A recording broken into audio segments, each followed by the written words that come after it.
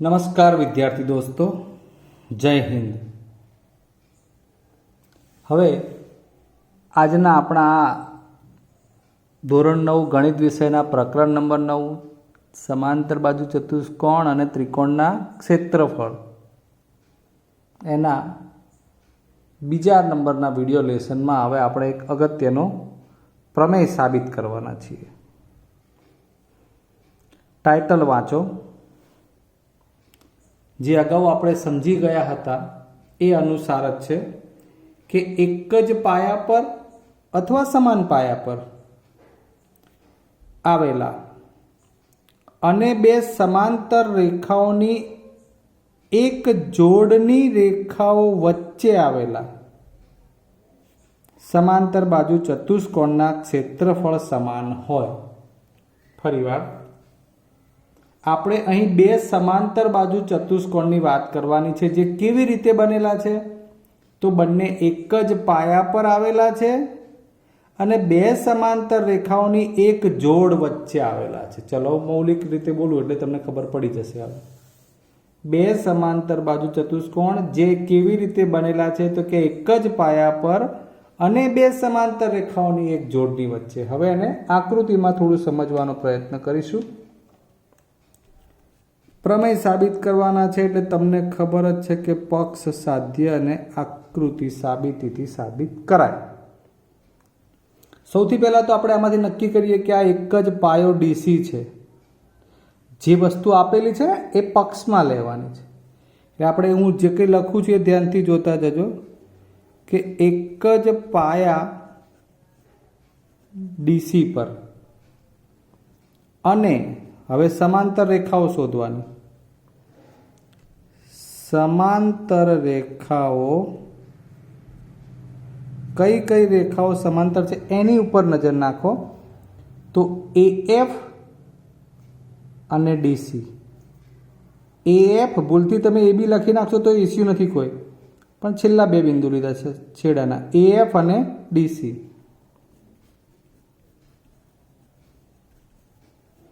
આ બે સમાંતર રેખાઓની વચ્ચે આવેલા છે।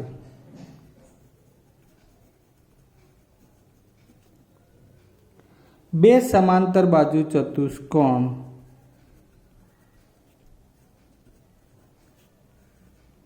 હવે એના નામ શોધવાના છે। કયા કયા છે તો એક જુઓ ABCD, બરાબર છે ને? એમાં AD અને BC સમાંતર લાગે એટલે તમને આઈડિયા આવી જશે।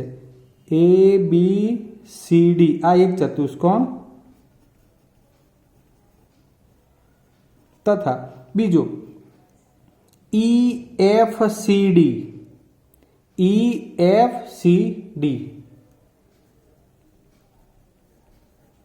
એટલે આપણે પક્ષમાં એ મૂળ વાત કરી લીધી કે એક જ પાયા પર અને બે સમાંતર રેખાઓની એક જોડ વચ્ચે આવેલા બે સમાંતર બાજુ ચતુષ્કોણો કયા છે।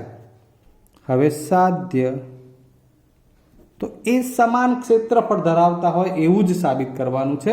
એટલે કે area of ABCD is equal to area of EFCD। Clear? આ સાબિત કરવાનું છે। હવે આપણે આકૃતિ ઉપર હું તમને સમજૂતી આપી દઉં। સૌથી પહેલા આ જે આકૃતિ છે એના રિલેટેડ આપણે થોડું સમજવાનું છે।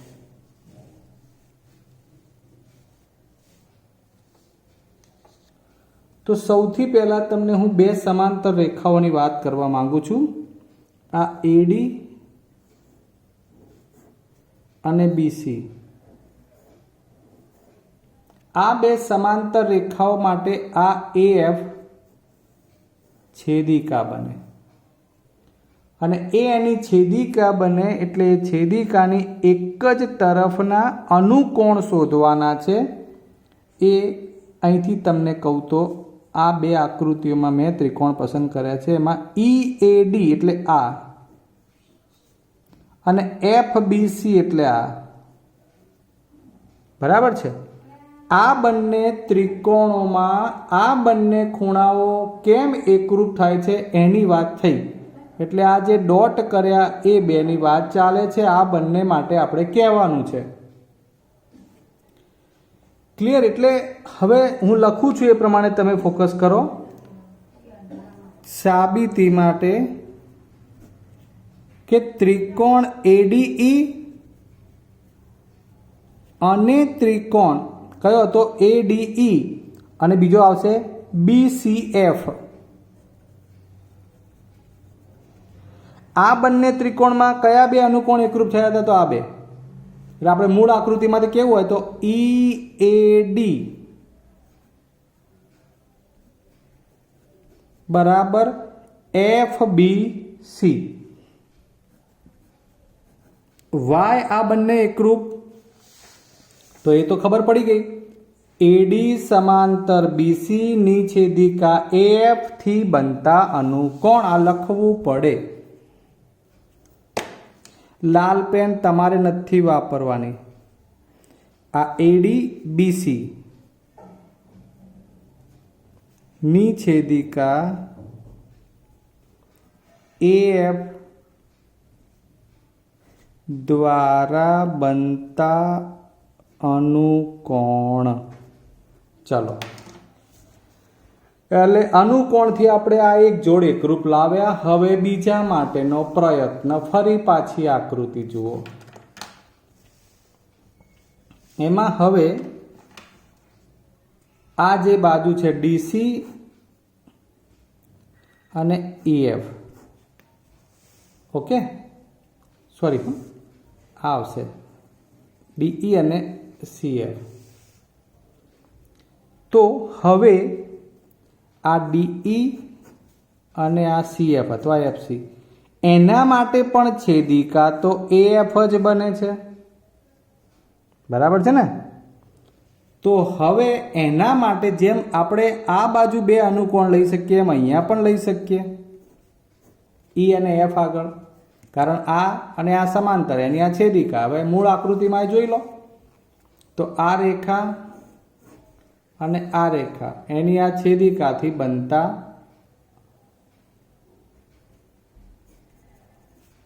અંદર લેવા પડશે ને ત્યાં F અને E આગળના ખૂણા, જે હવે મૂળ આકૃતિમાં બતાવી દો.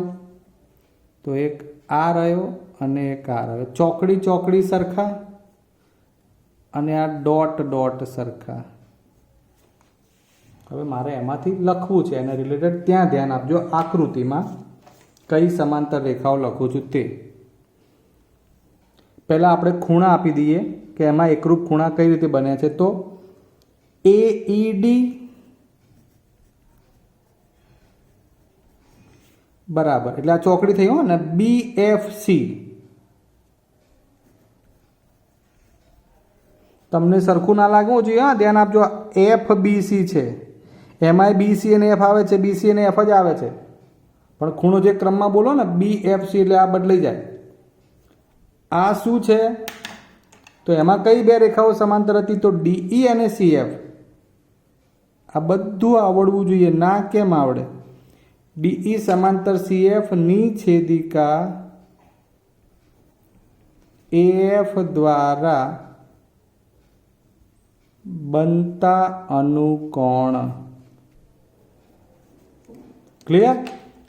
હવે અહીં આ બંને ત્રિકોણમાં, એટલે કે ત્રિકોણ ADE અને ત્રિકોણ BCF માં તમે જોશો તો તમને બે અનુરૂપ ખૂણાઓ એકરૂપ મળી ગયા. હવે કંઈક ખૂટે છે સમરૂપતા લાવવા માટે, જે છે એક બાજુ. વિચારો જો એવી કઈ બાજુ છે કે જે બંનેમાં સમાન થઈ શકે. AD બરાબર BC. આ AD અને આ BC સમાંતર બાજુ ચતુષ્કોણ ABCD ની સામસામેની બાજુઓ સમાન થાય. એટલે આપણે અહીંયા એક પરિણામ લખીશું. AD બરાબર BC કૌંસમાં કારણ આપો. સમાંતર બાજુ ચતુષ્કોણ કયા? ABCD ની સામસામેની બાજુઓ. મિત્રો કેટલું ઝીણવટતાપૂર્વક આપણે દરેક વસ્તુ લખી રહ્યા છે. તમારે પણ એ પ્રમાણે જ લખવું પડશે. આ પ્રમેય છે. ક્લિયર થઈ ગયું. હવે તમારી જુઓ તમે AED BFC એમાં ખૂણો ખૂણો અને આ બાજુ બંનેમાં એકરૂપ એટલે બા. આ શરત અનુસાર એ બે ત્રિકોણો એકરૂપ થાય. એ બે એટલે કયા બે ત્રિકોણો? ત્રિકોણ ADE એકરૂપ ત્રિકોણ BCF. ખાસ બાબત છે, મેં એને રેડ પેનથી લખી. બંને ત્રિકોણો એકરૂપ થઈ ગયા. શા માટે? આ બે ખૂણાઓ અને આ બાજુ એકરૂપ મળી માટે. અને હવે તમે લખી શકો આ બંને આકૃતિઓ એકરૂપ એટલે એમના ક્ષેત્રફળ પણ એકરૂપ. અર્થાત area of ADE area of BCF. તમને એમ થાય કે સાહેબ આ ત્રિકોણનું નિશાન ક્યાં ગયું? કે જ્યારે એરિયા કરીને લખતા હોઈએ ત્યારે માત્ર 3 અક્ષરમાં કેપિટલ અક્ષરમાં 3 શિરોબિંદુના નામ લખો એટલે એ ત્રિકોણનું ક્ષેત્રફળ સમજાય. એવી જ રીતે અહીંયા 4 અક્ષરમાં લખો તો એ ચતુષ્કોણનું ક્ષેત્રફળ સમજાય. ઓકે, એટલે બે ત્રિકોણો એકરૂપ થઈ ગયા માટે એ એકરૂપ આકૃતિના આધારે એમના ક્ષેત્રફળો પણ એકરૂપ થાય એવું આપણે કહ્યું છે. હવે આપણે જે વાત લાવવાની છે એ તો એરિયા ઓફ ABCD બરાબર એરિયા ઓફ EFCD લાવવાનું છે. એટલે હવે એની વાત કરીએ. Area of ABCD is equal to, આપણે આગળ જે ગુણધર્મો ભણ્યા હતા એનો ઉપયોગ કરવાનો છે. જુઓ ત્યારે ABCD આ આખા ચતુષ્કોણમાં બે ટુકડા થાય છે. એક આટલો જુઓ AED અથવા ADE જે કહેવું તે, અને બીજો છે આ EBCD બરાબર અથવા EDCB. બંને નીચે ડી થી બોલવું હોય તો એક વખત આ ત્રિકોણ ADE બને, ચતુષ્કોણ EDCB બને. આ બંનેનું ટોટલ ચતુષ્કોણ ABCD જેટલું થાય. એટલે આપણે હવે એ લખીએ. ચતુષ્કોણ ABCD ની વહેંચણી કરી છે એટલે એ પ્રમાણે એરિયા ઓફ ADE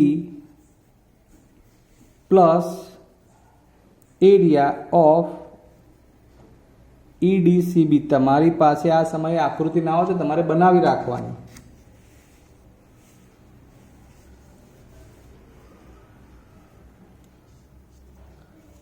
હવે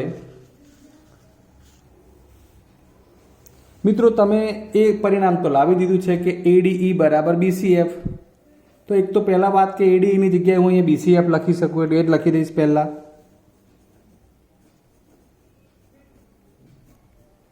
પ્રશ્ન EDCB નો છે તો એને એમને એમ રાખો.